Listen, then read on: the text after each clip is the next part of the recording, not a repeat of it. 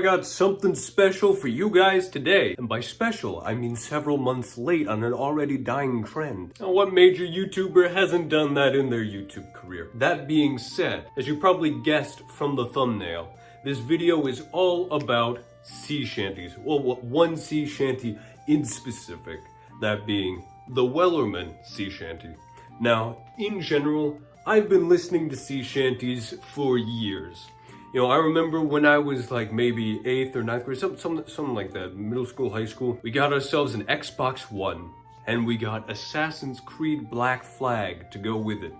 For those of you that don't know, that's a pirate game on Xbox. I remember that, you know, if you ever played that game, you know that the crew sings sea shanties when you're sailing your ship. Just like automatically, they'll just pick a random shanty and sing it. And that's good for immersion, but enough about the game. Point is, ever since then, and really since before then, just seeing trailers and stuff, I've been listening to sea shanties. Believe it or not, I listen to songs like Randy Dandio and Old Maui and Spanish Ladies, and yes, Wellerman on a regular basis, like on a daily regular basis. I listen to that stuff all the time. I have it saved on my Spotify for when I'm driving. So yes, I am very much into sea shanties, and I have been for years. Now, a few months ago, if you don't know, there was a TikTok posted where this guy was singing this song called The Wellerman. You know, he was doing a bit of an Irish rendition of it, but this song gained millions and millions and millions of views, and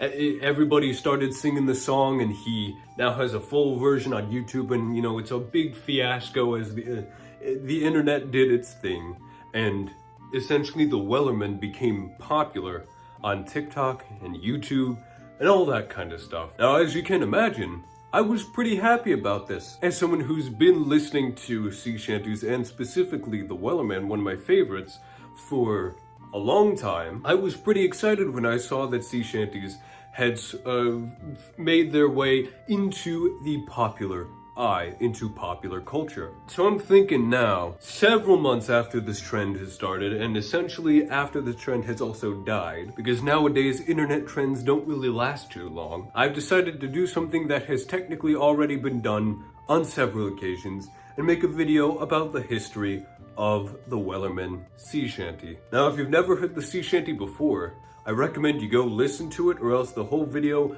might not make a whole lot of sense and it might just seem like a random video. But if you have heard the song before, and you haven't seen anything or read anything on the history, then you may find this video interesting. Now, before we get into the video, I do have to give a warning that some of the pictures I'm going to use, that I'm going to superimpose on the screen, some of the pictures that I'm going to use will be a bit distressing to certain types of people. If you really love animals, or if you can't handle semi-gory images, you have been given your warning. That being said, let's get into the video. So why is this relevant to my channel and specifically? Well, because our story begins in the 1830s. And of course, the 1830s is it's a decade within the time period that I am focused on. I've already made a video on the 1830s before, and I've mentioned them in the past, and so it kind of just makes sense. That's one of the time periods that I like to address as well. Our story begins technically in 1829. Three brothers, Joseph Brooks, George, and Edward Weller, in 1829 are going to move from a port town in England to Sydney, Australia. Now, why did they do this? Mostly because Joseph Brooks, he's suffering from what at the time was called consumption, but what we now know as tuberculosis.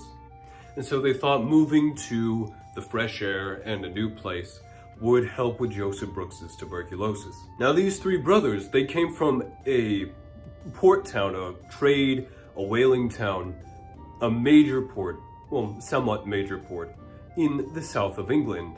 So they had experience with the whaling and the trading industry. So in 1831, they decided, well, let's skip across the river, and when I say river, I mean the sea, to New Zealand and start up our own whaling company. And so these three brothers hopped over to New Zealand, set up an outpost at a place called Otago Heads, and thus began the Weller Bros Trading Company. Now, the Weller Bros Trading Company was not a particularly big company by any standard. They only had at their peak, 3 commissioned trading ships. Now those were the Lucian, the Joseph Weller, and the Dublin Packet. And those 3 ships conducted pretty much all of the trade between New Zealand and Sydney, Australia, which was their other base of operations across the way. And they would do most of their trading internally within Oceania with Australia. Now, of course, as you can imagine, as a whaling and trading company, of course, they exported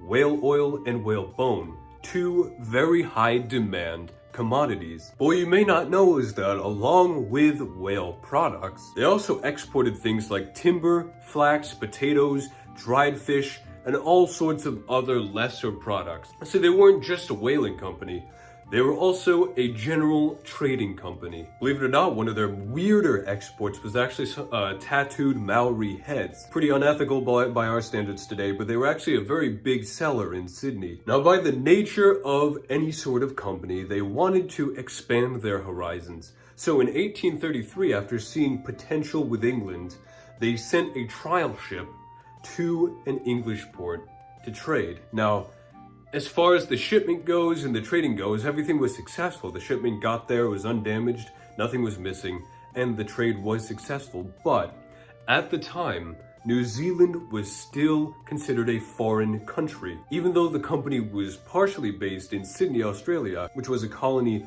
of England.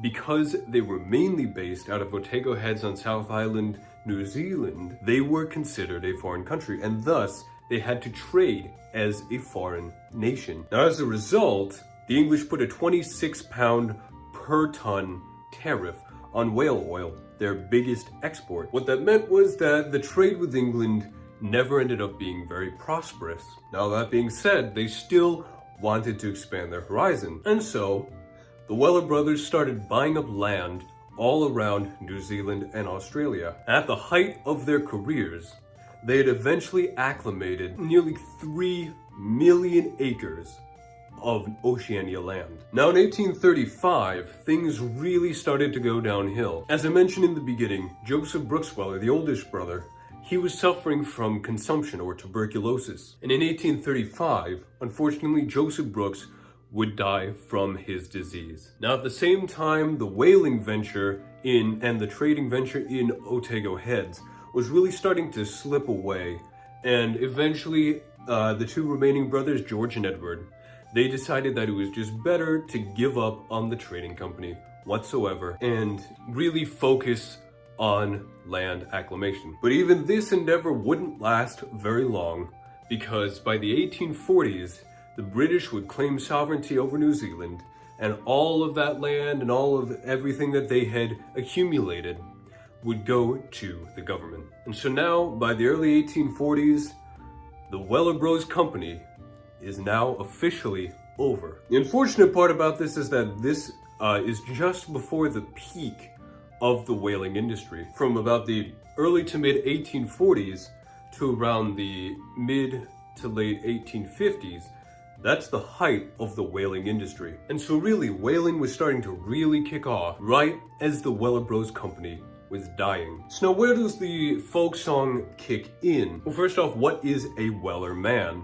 Well, the Weller men was a term that was, or a title that was given to employees of the Weller Bros Company who worked at Otago Heads. Now, in the chorus of the song, there's the line, "Soon may the Wellermen come to bring us sugar and tea and rum." Now, what that is sort of referring to is that the Weller men would come and pay the whalers in luxury goods. And that would be things like sugar, alcohol, tobacco, ready-made clothes, things like that. Now the next line in the chorus, "One day when the tonguing is done, we'll take our leave and go." Now what that's referring to is tonguing. This is where it gets kind of graphic, so this is the last warning for those who don't like to see this kind of thing. I'll put the timestamps to skip this part in the description. So tonguing actually has nothing to do with the tongue of the whale. Tonguing is the process of stripping the blubber off of the whale so that it can then be converted into whale oil. Now, in a lot of situations, if you're a deep sea whaler, you would probably just do this out on the ocean. But in the case of Australia and New Zealand, the Weller Bros whalers were shoreline whalers, so they didn't go out into the deep sea. And they would, what they would do is they would haul the whale onto the beach and then strip away the outer layers of fat. But I'm sure you guys don't want to hear too much about that. Now, as a sort of final side point, something that's a little interesting. The Weller Bros company was not the only known company to actually suffer from the same sort of situation. There's actually two other companies that popped up around the same time and died around the same time. Now, New England was a major hub for the whaling industry and would dominate the whaling industry pretty much for the entirety of the whaling industry's existence. Ports in New Bedford and Nantucket would be two of the biggest giants of the whaling industry and would really dominate globally. But down in New York, and New York is technically not New England, but it's close enough. But down in Poughkeepsie, New York, there would actually be two companies that would have a similar story to the Weller Company. So in 1832 in Poughkeepsie, New York, two companies, the Poughkeepsie Whaling Company and the Duchess Whaling Company, would both sort of just come up out of nowhere. And now remember, this is just before the height of the whaling industry. Whaling has been around since the colonial days, and now it's just starting to reach the height. And so anyone would think, well, this is a good time to start a whaling business. Unfortunately, these two small companies couldn't keep up, and so by the mid-1840s, they were shut down and forgotten completely. So just like the Weller Bros company, they popped up in the beginning of the 1830s and died in the 1840s. So interestingly, it kind of gives a little bit of insight that, well, really, the Weller Bros company was not really anything special, and yet here we see a song written about it that has gained popularity amongst millions and millions of people. It's kind of crazy how history works.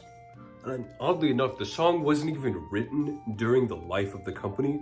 It was written in the 1860s. So now, almost 100 years after the last ship set sail from New Bedford, we see a sort of revival of the culture of the whaling industry. Isn't it interesting how history works? You never know what's gonna happen. And with that, that was the general history of the Weller Bros Whaling and Trading Company. I hope you enjoyed this video, and I hope it wasn't too redundant as compared to other videos on the topic. And that being said, please hit the like button, share, subscribe, ring the notification bell, leave a comment, all that kind of stuff. Like I said in my last video, sharing is the best way to grow the channel. If you want to see an expansion on the menswear subculture on YouTube, please share this video. If you want to see more videos like this, where I dissect pop culture and go into the history behind popular trends, that is assuming more historical trends arise, leave a comment letting me know, or just if you have any suggestions or video ideas in general, feel free to leave a comment down below. Also, if I got anything wrong, I don't think I did, but it's still entirely plausible. If I got something wrong, or if there's something that I missed or you want to expand upon, feel free to leave a comment. I'm always down to learn more. So once again, please like, subscribe, share, ring the notification bell, leave a comment, all that jazz.